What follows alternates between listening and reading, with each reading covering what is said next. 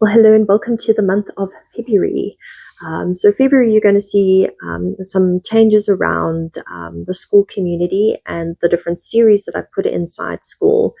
So traditionally, you used to me posting 3 different series each month, usually around the same topic, but looking at it from different viewpoints.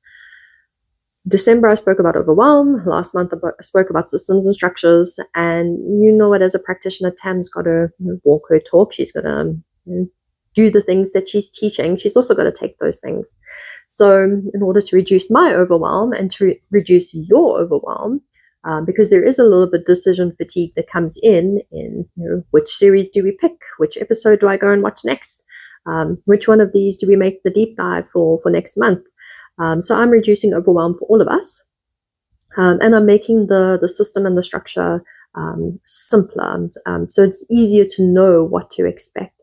My other 3 series will stay up in the classroom as they are. You can go back and watch those episodes anytime you like. They'll stay up on YouTube.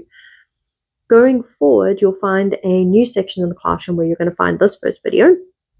And it's going to be the Integrated Practitioner Series, because that is the primary focus of the work that I do, is looking to help you become a fully integrated practitioner, working across the 3 pillars that I work across, the pillar of self, your pillar of craft, and your pillar of practice. February, the month of relationships. So let's chat about our relationships with our clients. What do ethical relationships look like with our clients? Obviously, this includes things like healthy boundaries, no codependence, that sort of stuff. But let's really get into the ethical side of our relationships with our clients. And here I want to draw on yogic philosophy. For me, in my professional practice, I draw on yoga's yamas and niyamas, yoga's set of ethics, very strongly. That is the foundation for my ethics and the work that I do. For this episode, I'm going to be focusing on the yamas specifically, which is our external ethics, how we show up in the world, how we interact with the world around us. I am going to be doing a full course over the next couple of weeks that takes the entire set of yoga's ethics, yamas and niyamas, and how to integrate that for yourself as a practitioner. So have a look for that course dropping in a few weeks' time. So let's look at the yamas to help us understand how we can cultivate healthy relationships between ourselves and our clients. When I go into the deep dive for March, I will be expanding on what these look like completely, how to establish them and do all the nitty-gritty stuff. So please join me on the first Thursday of March, where I'll be doing this month's deep dive. So this is just a bit of overview context for you to get an understanding of what a set of ethics could potentially look like. Ethics in our client relationships, we've got to have them. They are vitally important because they keep both you and your clients safe. It sets where the boundaries are, what the boundaries look like, what your clients can and can't expect from you. So having a set of ethics, please cultivate a set for yourself, is really what I'm getting to, all right? So for me, yoga's ethics really I find incredibly helpful because it simplifies the fatigue of thinking, how does my set of ethics look like? And it's not like your code of conduct, or your mission statement is different from that. It's how you interact with your clients and how you form your relationships with your clients. So when we're looking at the yamas, we have 5 yamas specifically. We have be non-harming, don't steal, don't lie, moderation, and non-attachment. These 5 things right here, you don't really need much more than that. Well, in your client relationships, you don't need much more than that. Relationship with yourself as a practitioner, we discussed that in a different episode.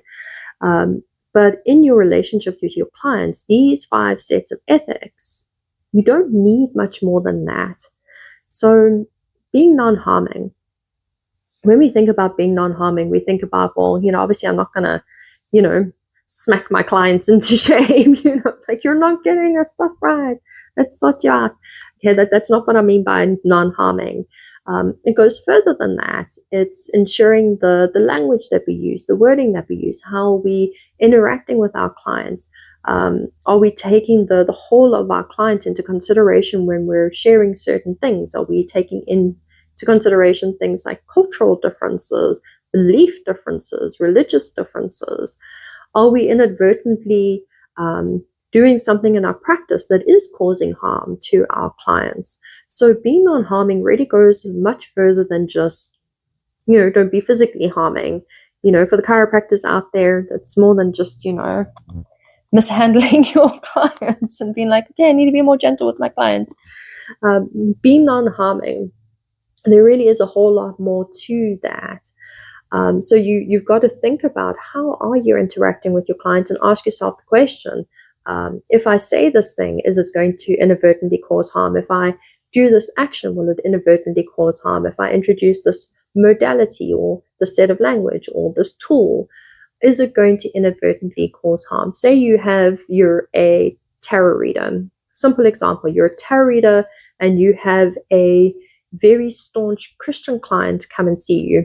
First time they've ever come to see you, and they are nervous because the great book has told them that the work that you do comes from the devil himself.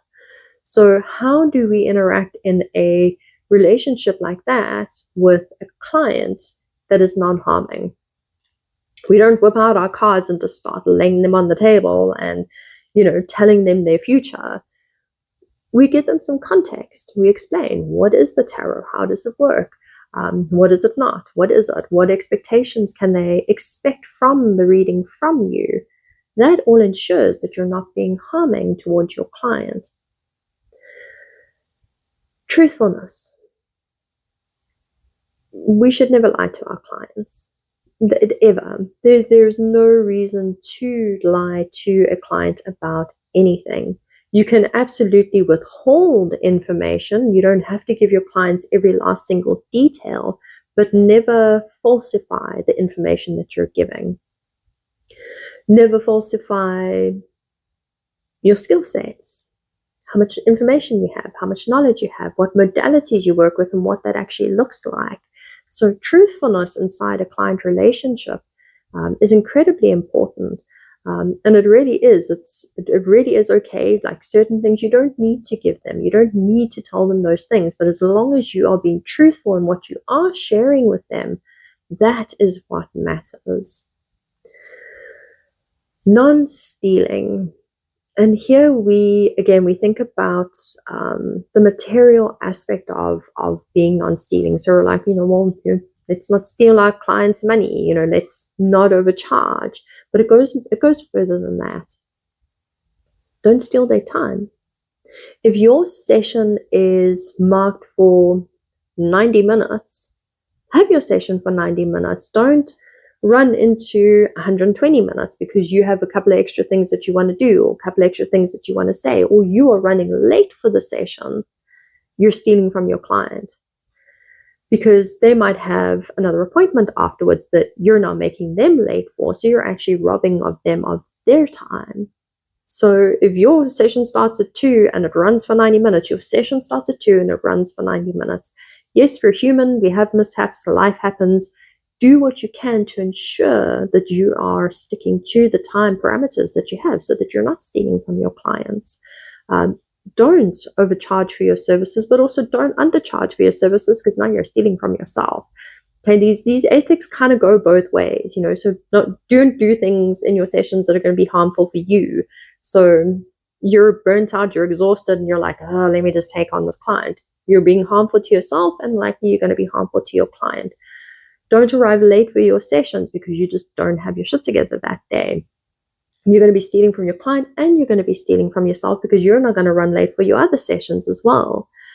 And have the boundary in place that if your client arrives late for their session, the session still ends at the same allocated time so that they are not stealing time from the client that follows them. So we can see how these are simple ethics, but there's actually quite a bit of nuance that comes into these different sets of ethics. Moderation.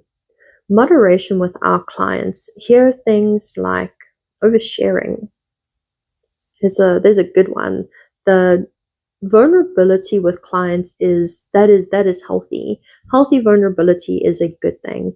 But when vulnerability with your clients results in your clients feeling sympathy for you or empathy for you or saying, oh my God, I'm so sorry, you're stepping over an ethical line there. Your client should never feel sorry for you. Okay, that is a no-no. But sharing your story for the benefit of your client in order to share a lesson or to use as an example for something that you're explaining to them. Beautiful, perfect, absolutely, you're within ethical foundations. But knowing what to share and how to share it, moderation. Moderation in the modalities that you use. Are you using 5 different modalities in a single session? That is a lot of modality to come into one single session. Unless they naturally flow and combine with one another beautifully, okay, great. But like being 5 modalities, you're going a little bit extreme. So having moderation in the modalities that you have, having moderation in the amount of certifications that you get for yourself so that you're not overwhelming your clients. Decision fatigue, you're causing decision fatigue for them when it's like, here's my menu of services. Which one would you like today? Okay, you're not a spa. You're not offering, do you want a wax and a massage and have your manicure all done at the same time? You are a practitioner, and ideally you have a very specific set of services, a simplified set of services so that you're not causing decision fatigue.